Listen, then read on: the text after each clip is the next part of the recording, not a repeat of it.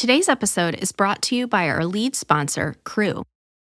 Okay, obviously there's a controversy about did we actually land on the moon? So it feels like kind of the conspiracy, like the JFK assassination and the moon landing are like your like starter conspiracies, you know?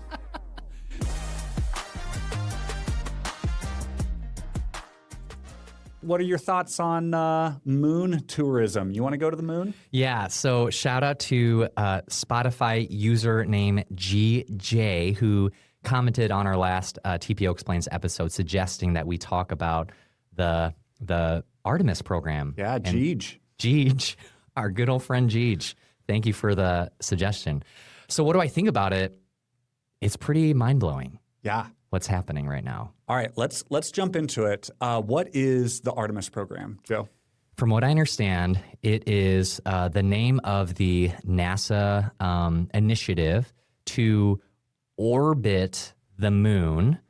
So it's inclusive of going like beyond and on the far side that we can't see from where we're at in Earth. So that's like, from what I understand, like the groundbreaking, what's different with this trip to the moon is they're going to the far side and going around that orbit, which has never been done before. Yeah. Everything you said is true. It is not. So the Artemis program has 4 missions, and this is Artemis 2. Oh. So the Artemis program as a whole so in, I think, Greek mythology, Artemis was the sister of Apollo.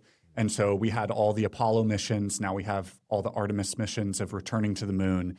And NASA says under Artemis, NASA will send astronauts on increasingly difficult missions to explore more of the moon for scientific discovery, economic benefits, and to build our foundation for the first crewed missions to Mars. So there are a few like stated goals in there. Establish a long-term sustainable human presence on and around the moon.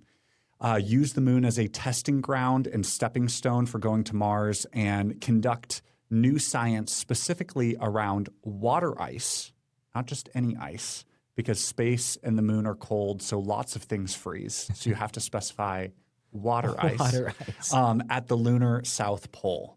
So that's the Artemis program, and then we have the 4 missions. So actually, let's start backwards at mission number 4. Yeah. So the goal of mission number 4 is a crewed moon landing on the moon's South Pole. So we're putting boots back on the moon, or maybe for the first time. Ooh, are we going to go there? Yeah, we'll go there briefly. Just to clarify, do you know why it's like a crewed landing, like that word specifically? Is there anything specific about crewed? CREW, crew. So humans. A crew landing. Yes. So it is a crewed aircraft, CREWED. It is not a we're not just sending a robot. Yes. We are sending humans. Got it. You know, we talked about crude oil, so I'm just like, we're doing that again? So crew, there's a crew of people. A crew of people will land on the moon. 2028 is the target. Okay. All right. So we're starting here on Earth, you and me, Joe. Nice. And we want to end up on the moon. Well, we want to end up back on Earth. And that's actually an important part. That's like half the mission. So we start with what is called a Space Launch System, SLS. So this is NASA's single-use rocket. And it's built with legacy partners like Boeing and Northrop Grumman. And so this is what you think of. It's the big rocket. Okay. Right. Then you have the Orion capsule, which is also built by NASA in conjunction with Lockheed Martin. And that's on the top of the rocket and gets launched into space. The rocket falls down back into the sea, is done, you know? Right. And the crew is now in space in the Orion capsule. The name of the Orion capsule that the Artemis 2 crew took around the moon was called Integrity. So if you've heard Integrity, that is their name. The crew got to name their Orion space capsule. Gotcha. So to get to the moon, if the plan with landing on the moon is Orion then goes and gets into the lunar orbit and meets up with a human landing system, an HLS, okay? And this is new to the Artemis mission. This is where NASA is partnering with commercial companies. So specifically SpaceX and Blue Origin. So you have Elon Musk's company and Jeff Bezos's company. Right. So they've created these human landing systems. So SpaceX has won the contract for the Artemis 4 landing. So when Artemis 4 in 2028 hopefully lands on the South Pole, they will take Orion and then meet up with a SpaceX Starship. They have to then meet that in orbit, leave the Orion capsule and get into the Starship. And then Starship is like a moon taxi and goes down to the surface of the moon. They spend some time there, and then they get back in Starship and go back up, meet up with Orion again, and Orion takes them all the way back down to an ocean. I don't know which ocean, but they will splash down in Orion in the Orion capsule somewhere in the ocean. Wow, that is insane. Yes. So we have Artemis 4, which is all of that. Right. That's what we just said. Artemis 3 is specifically testing the rendezvous and docking between NASA and Starship and the SpaceX. Gotcha. So SpaceX is going to launch Starship ahead of time, right, and it will be waiting for the Artemis 4 crew. Mentioned Blue Origin. Blue Origin also won this contract. Well, they originally lost it, and then they sued, and they were eventually awarded future missions. And so Artemis 3 is definitely going to test the docking with Starship and maybe also with Blue Origin's, I believe it's called Blue Moon. So that's their moon taxi. And so Artemis 3 is, there is a crew, but it will be in Earth's orbit. And they're just saying like, hey, up in space, can we get these things to connect and go in between these vehicles and stuff like that? Yeah. Artemis 2 is what we are experiencing now. So this is coming out on Saturday. The crew should splash down safely on Friday. Mm-hmm. And that was a test of basically Orion and saying, hey, you're going to spend 10 days in space. We'll also get to see the far side of the moon and all these things, but we're not actually going to land on the moon. And Artemis 1 was launched back in 2022. It was uncrewed, and it was just a test flight around the moon with no people. You mentioned that we're headed towards Artemis 4 with the landing on the south pole of the moon. Am I missing something? Is there something so special and specific about the South Pole? So the South Pole specifically gets angled sunlight, and there are craters, and some crater rims receive almost continuous sunlight. So that's really good for solar power. Mm-hmm. You can, lay out solar panels and get endless energy from the sun. There's no atmosphere, no weather. You're just good. You get good sun. But the real exciting thing is there is water ice, okay? Right. So not dry ice, which is frozen carbon dioxide or ammonia ice, but water ice, frozen H2O.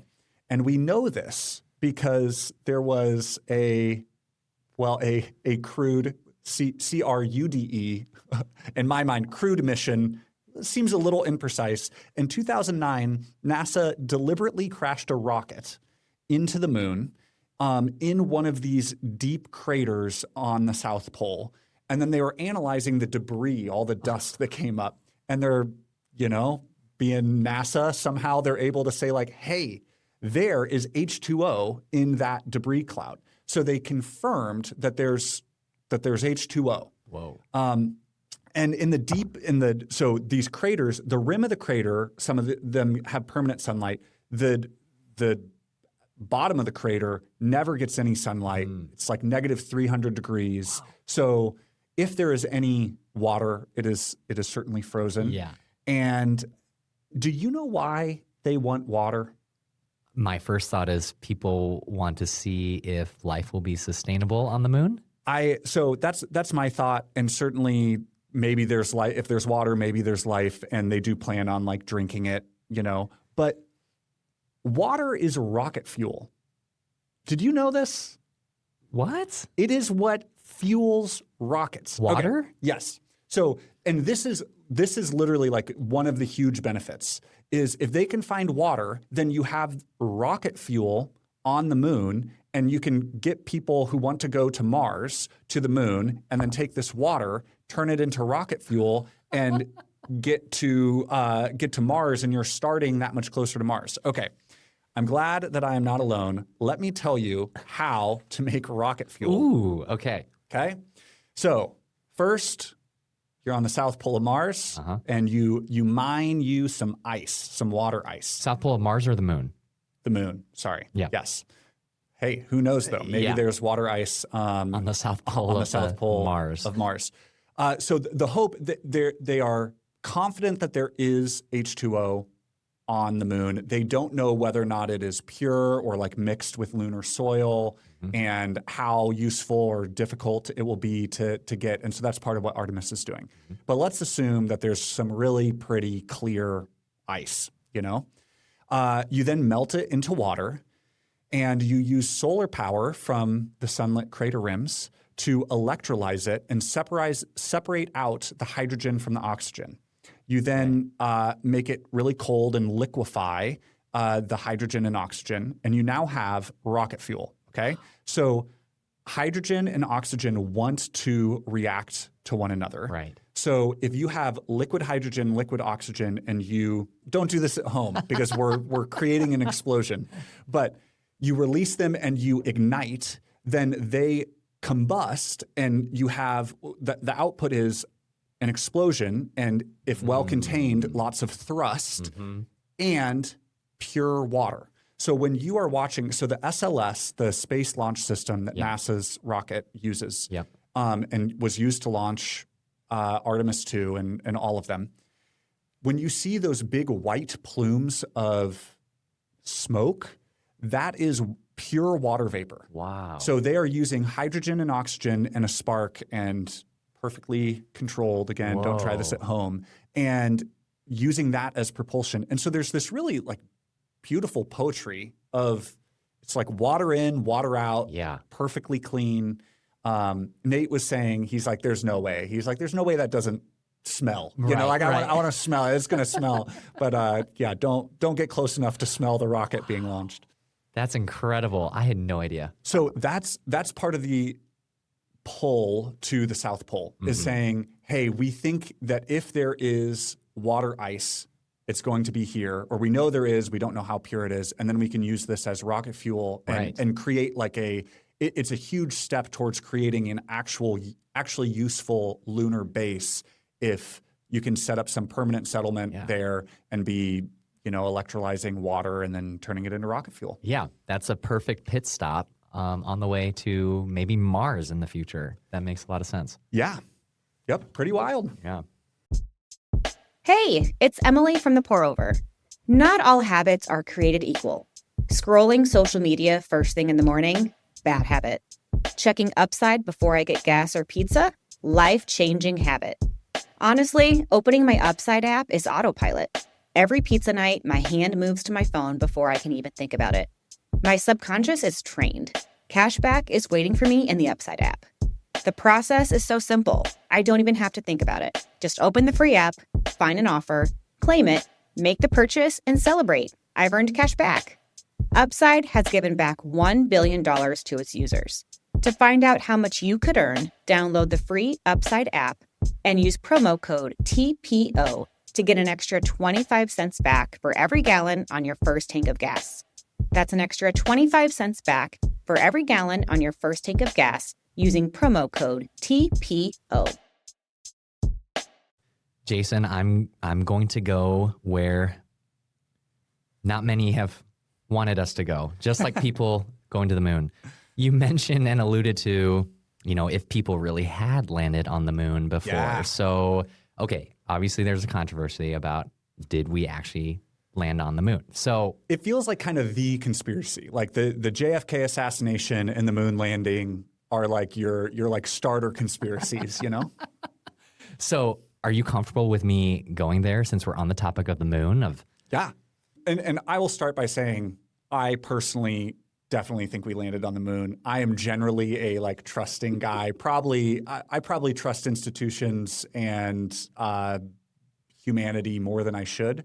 But so I researched why do people think the moon landing is fake and like what are the most credible reasons. So I'll go through the big reasons that people say that it was fake, and then the counter argument to it, and I'll give my what is most compelling to me and least compelling to me about it. Great. And then we'll see where Joe lands.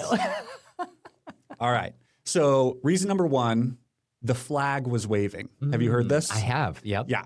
So the conspiracy, and I'm just going to call them conspiracies. The comment section's open, people. Is that the flag was waving, right? And there's no wind on the moon, so this had to be shot in a studio.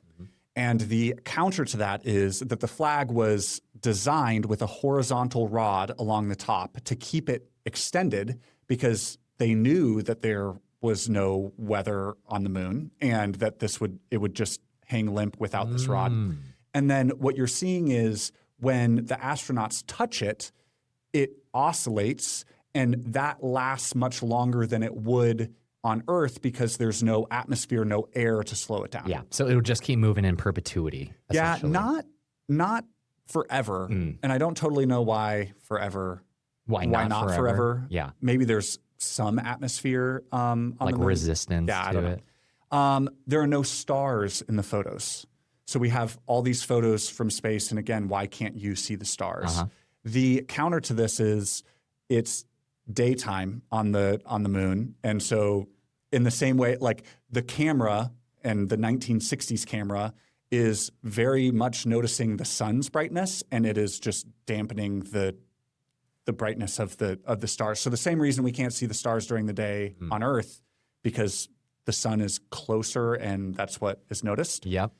The Van Allen radiation belts would have killed the astronauts. I had not heard this one. I'm not familiar with that one either. So there are intense bands of radiation surrounding the Earth, and apparently this is no good for humans to go into.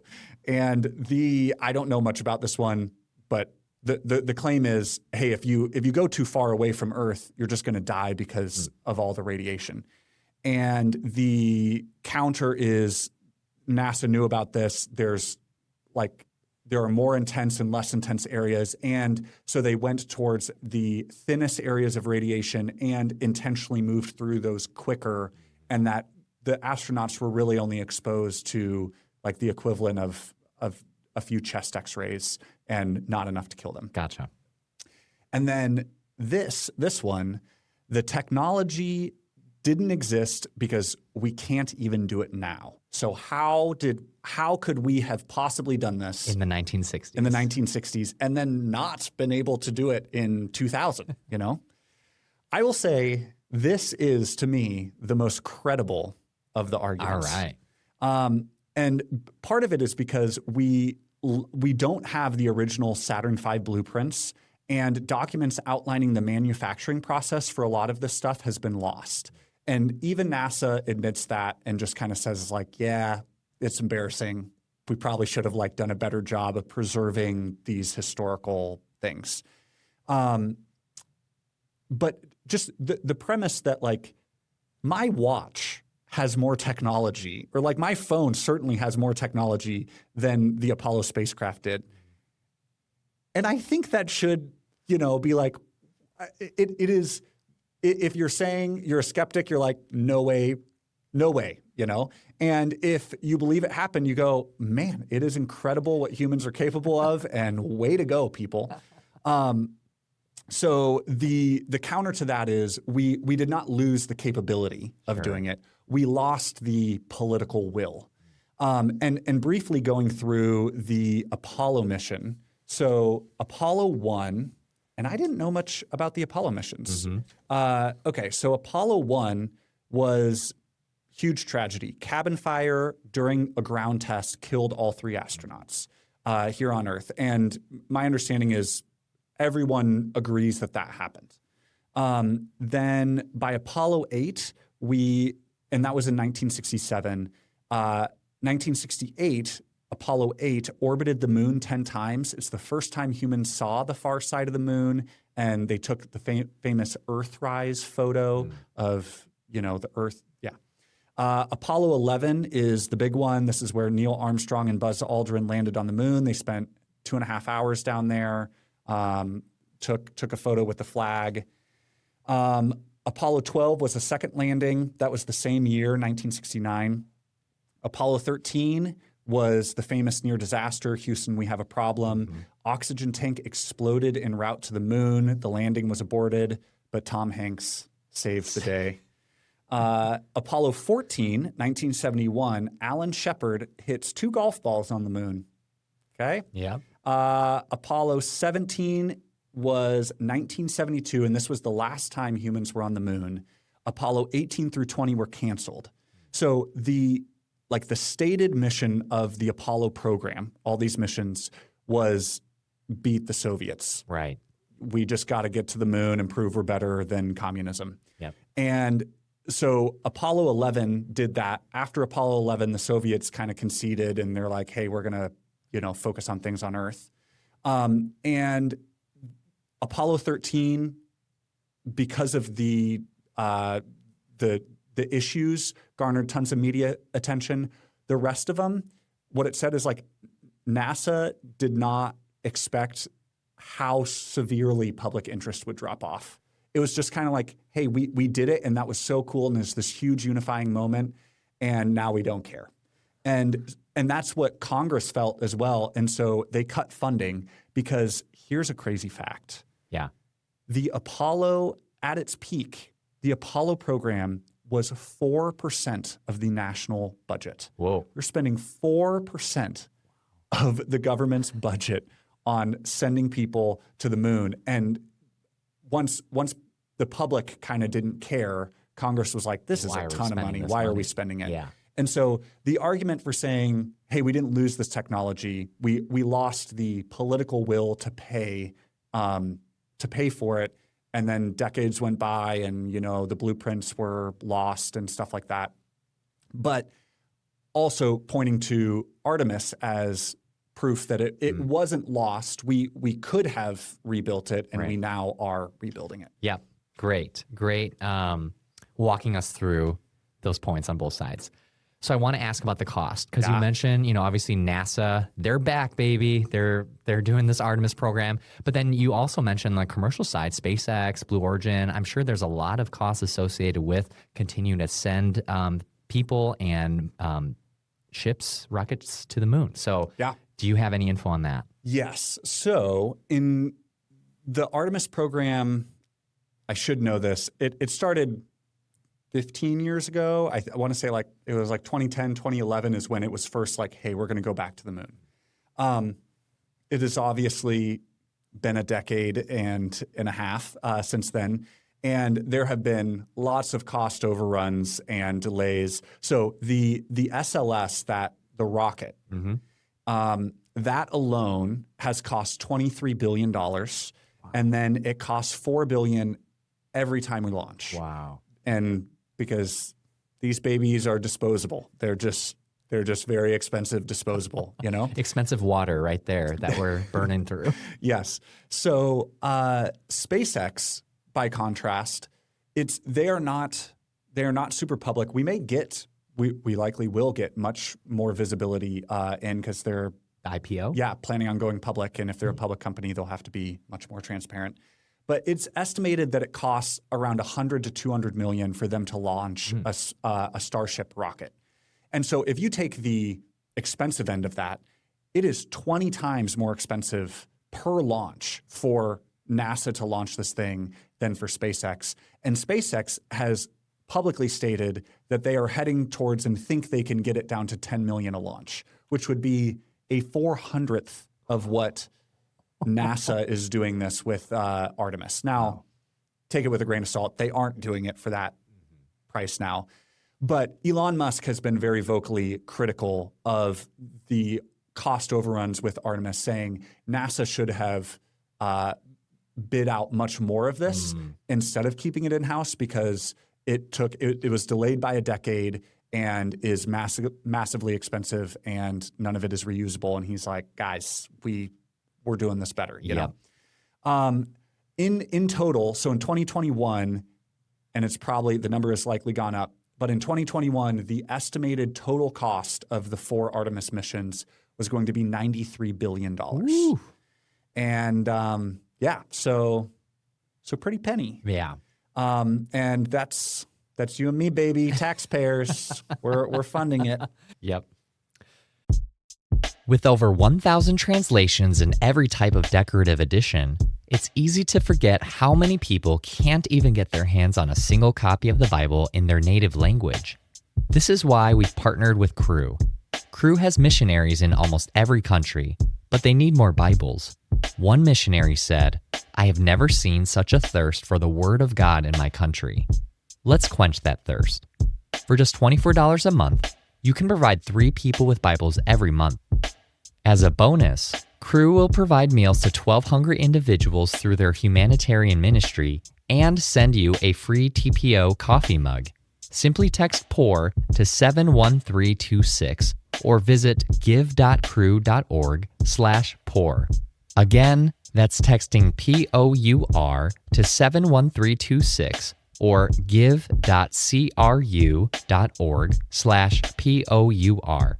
Message and data rates may apply. Available to U.S. addresses only. All right. Do you have fun facts? I feel like a lot of this has been fun. Yeah, I do have some fun facts. One, do you know how far away the moon is? Oh my goodness. Probably from elementary, but I totally forgot. Do you want me to? I want you to guess. I mean, I would have been so embarrassingly wrong. There's no shame. Yeah. I'll just say like 200,000 miles. Dude, like 239,000 miles. You're like pretty spot on. That was amazing. That is, so it's super far. You have some concept of 200,000 miles is a lot. It is way farther than you think, though, because every time you envision Earth and the moon, you are envisioning textbooks that need to put them close enough together to fit on the page. Oh. And so if Earth were a basketball, then the moon would be a tennis ball, okay? So in terms of like the moon's bigger than I thought. And that tennis ball, so if it were a basketball, that tennis ball would be 24 feet away. Using that analogy, with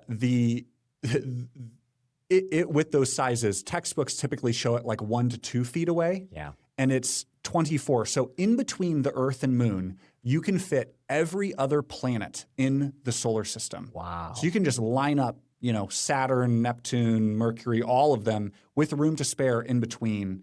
And so it's, and the International Space Station is like, I should have looked it up, but it's like, 12 miles or something. I mean, it is in that analogy of the basketball and tennis ball, it is just part of the basketball.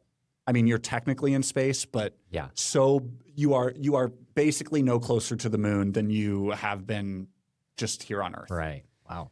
So the moon is way farther away than you think. Space food, this was fun.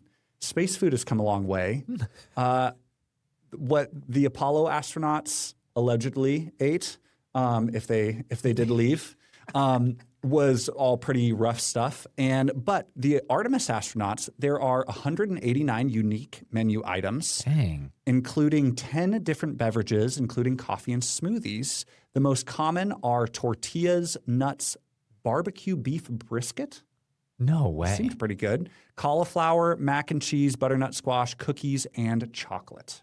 Dude, that's like fine dining. I know. The only thing, it is all shelf stable. There's no refrigeration or anything. So I'm sure they'll be glad to be back on Earth for the food, but it's not horrible.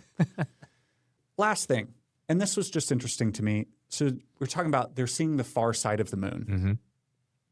In my mind, things in space spin, you know? Right. And so it's like, why the far side of the moon? Like, just wait and you'll see the far side of the moon. It'll come around the thing's eventually. spinning, you know?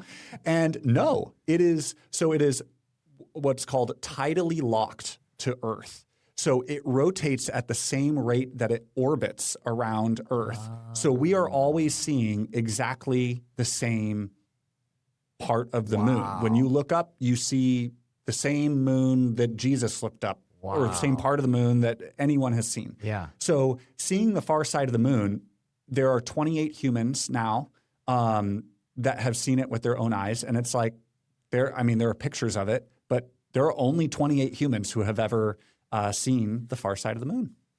That is fascinating. Yeah. Jason, you did it. You took us to the moon. You landed us back safely on Earth. Bring it back to Christian perspective.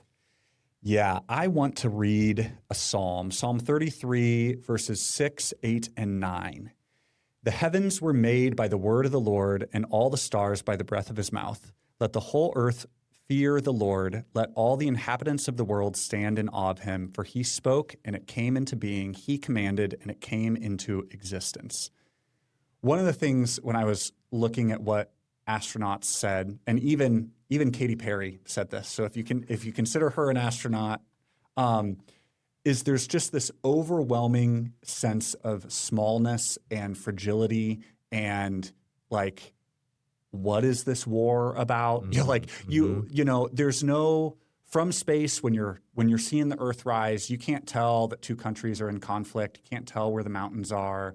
It's just small, and just marveling at that's literally our whole world. And then thinking about how massive space is and giving God the appropriate credit and awe for having created just a genuinely unfathomable amount of universe and space. And then bringing it back down to saying, like, and the detail and care that he has, like, as you zoom out, it gets way bigger. And as you zoom in, it's so complicated and beautifully constructed. And the same God that created, you know, the galaxies that we don't know about knows and cares about us. And just, man, journal about that for a little bit. Sit there and pray and ponder that. So cool. And thinking about just the impact that should have on how we view today and eternity and one another. It's really, I will spend more time doing it and love this psalm for, you know, just capturing that essence so well. Amen. Yeah. Wow. What a great way to end it. Well, thanks everyone for tuning in to another episode of TPO Explains. As a reminder, you can watch this episode on YouTube and Spotify. Make sure to like, comment, and subscribe. We'd love to hear your thoughts and feedback. Thanks for tuning in. Until next time. Bye.